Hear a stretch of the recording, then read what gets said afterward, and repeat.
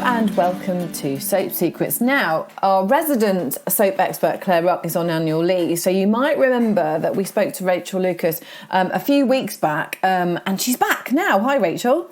Oh, hi, Hannah. It's lovely to be talking all things Casualty and Holby gossip again this week. Yeah, love it. Thank you for joining me, I should say, in Claire's absence. So we'll start with Casualty, because this week we get treated to yet another appearance from the brilliant Rosie Jones, don't we?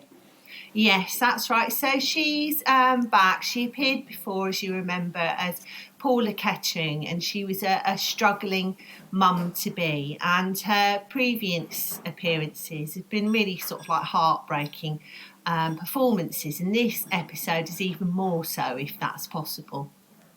Oh, really? Yeah. I don't think it can be. I need another, as I say to Claire, I need another big glass of red, do I, to watch this? Yeah, no, definitely, because I think, that's the thing before, when we first saw her, social services were threatening to take away her unborn child, and she had a history of drinking and a chaotic lifestyle, and she already had one child going to care. But, of course, Dylan was really wanting to help her out and defend her rights to keep her child. But Paula did a bit of a disappearing act, didn't she? Yeah, she did. Well, she was really terrified that she'd be made to give up her child again. And I think Dylan really felt for her as well, because he, of course, was brought up in care himself. So sort of, he's really empathetic with her situation. Yeah, absolutely. And in this episode, we see Dylan coming to her rescue yet again, because we see that Paul has actually been hiding out in a caravan park, and she's going into labour all on her own.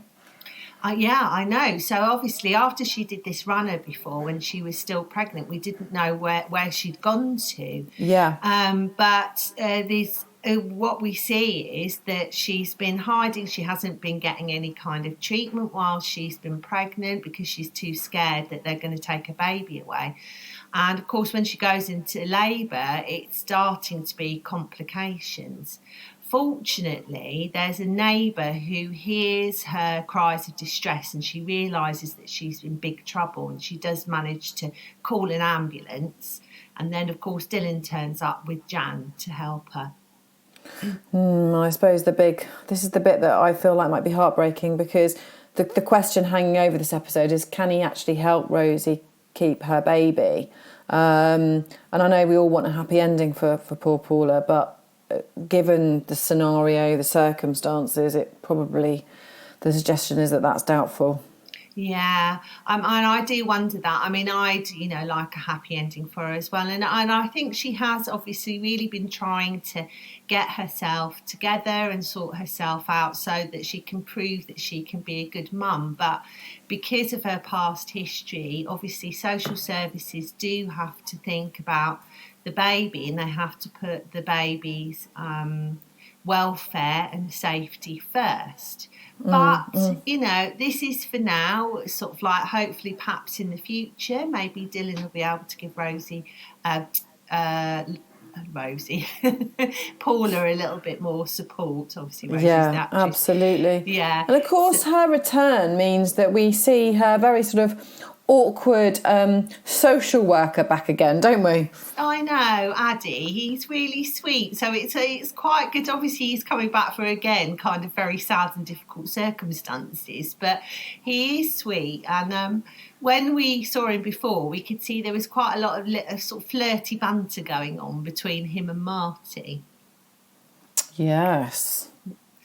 So, Are we going to have a date? Are we going to have a romance here? I think that would be nice, wouldn't it? I think Marty hasn't really been able to kind of commit himself to relationships before, but, maybe there'll be something going on between them. I think they'd be quite a good match, actually. I do. And that's not all. That's not all. The final punchline is there's some very surprising news for Robin.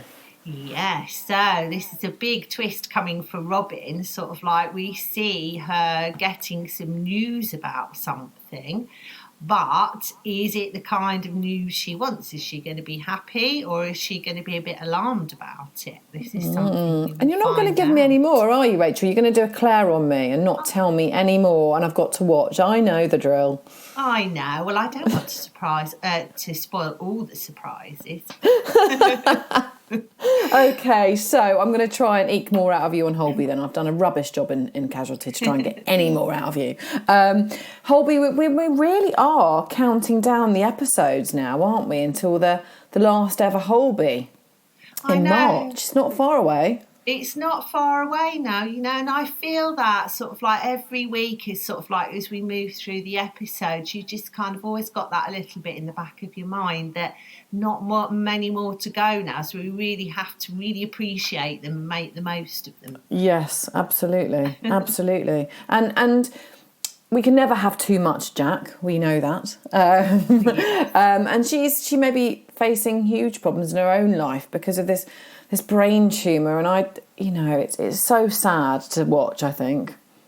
No, it really is, and I think that's the thing. I mean, Jack is Holby, isn't she? Yes. She's everything you want from Holby. So the fact that she's actually got the brain tumour storyline that's been going on since just since last year now, and just to have such a sort of a big thing hanging over her, sort of as we're coming up to sort of the last episode. So we wonder what's going to happen. But of course, Jack being Jack, she's very no nonsense. She just wants to get on with things. So she might have this brain tumour, but she's still on the case trying to sort out the hospital. That's her first priority. Okay, and there's quite a big backlog on the surgical wards, and she really wants everything to get back on track, like she would, but not quite according to plan for her. No, that's true. You're right. They've obviously, because of everything that's going on over the last few years, they've got such a backlog with the operations that they really need to get back on track. But obviously with staffing issues and, just time, really, it's very difficult to do it. Also, I mean, obviously Nikki's back here and Jack is her mentor and she really looks up to her. And she's really trying to help out. So she actually takes the lead on an operation. But actually, she's kind of gone above and beyond what Jack wants. So actually, really ends up annoying Jack. She really infuriates her. And will she be in trouble? I suppose is the big question. It feels like we are reaching a climax. We know when the end's going to be, and the end is nigh. But it's kind of reaching that fever pitch, isn't it? We're gathering pace, I should say. Yes, I think so.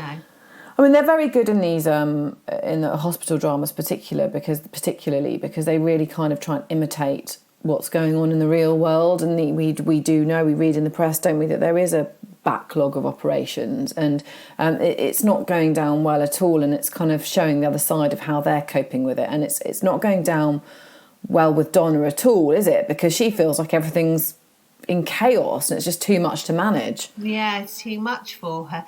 This is the thing, I kind of feel sort of like each episode you're kind of wondering, it's like, is somebody going to leave now? Is this it? Are they going to leave, or are they going to stay for a little bit longer?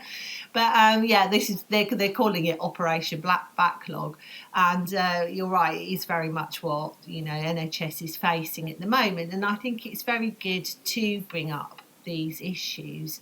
And Donna, she feels everything's chaotic. She's sort of running around like a headless chicken, too much to do. It really is a bit more than she actually wants to be able to deal with, which is fair enough, really, isn't it? Absolutely.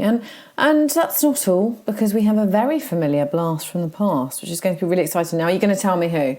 Oh, no, I can't You're tell not, you. Are you? Oh, what's your name, Claire? Yes, well, I know. So it's really big to see this face back. So it's Holby favourite, so we'll all know them and we're all going to be very excited when we see them on the screen, but you'll have to wait and see. But you know what, though? They're really bringing out the big guns now, aren't they, before the end? That's it. They're going to throw everything at this, which is brilliant. Which should make us miss it even more. Yes, yeah, well, I hope so. So let's hope for a few more returnees, and I think there will be in the coming weeks, which will be good. Oh, well, you're giving us a little bit more there, Rachel.